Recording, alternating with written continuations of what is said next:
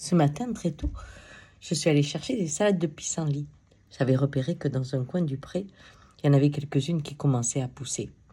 Et puis, j'en ramasse quelques-unes juste pour mon midi.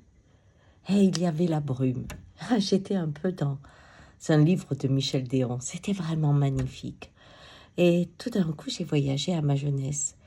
Un jour, j'avais ramassé des pissenlits et j'étais tombée dans un endroit où il y en avait, mais je vous dis pas, vraiment beaucoup. Alors, j'avais tout ramassé, j'étais contente. Et je suis allée à ma grand-mère, j'avais un grand sac. Elle me dit, mais qu'est-ce que tu as fait? Ben, elle dit, voilà, j'ai dit, j'ai quand même ramassé beaucoup de pissenlits. Elle me dit, oui, beaucoup. Et tu vas en faire quoi? Ben, on va les manger. Mais tu as vu la quantité? Est-ce que tu vas manger tout ça pendant une semaine, tous les jours, matin, midi, soir? Tu veux manger la salade de pissenlit? Et je la regardais parce que je croyais qu'elle allait me féliciter. Et elle me dit, mais pourquoi tu n'as pas pris juste ce dont tu avais besoin? Juste pour ce midi?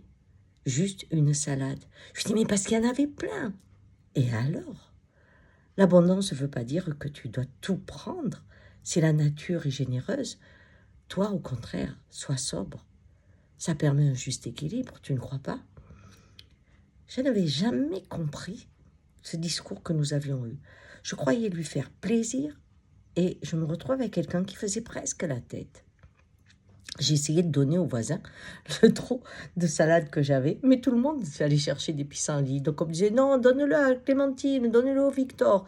Et je suis restée avec mes pissenlits. Je pensais à ça ce matin. En fait, l'abondance pour l'abondance, sans se connecter aux réels besoins, c'est ça qui tue le monde.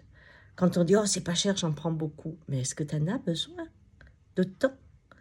Cette façon d'être dévorant de l'abondance du monde nous amène à la détruire parce que la danse n'est pas correcte. Alors aujourd'hui, préserver va être le verbe clé. Comment préserver notre juste place, notre humanité, notre nature? Comment préserver dans ce bouleversement qui nous vient? Comment préserver cette juste mesure qui va avec le cœur et qui va aussi avec le rythme de la vie? Allez, ce soir à 18h, je vous retrouve pour une petite conférence sur comment traverser cette période et peut-être comment oser préserver la beauté qui est en nous. Ciao!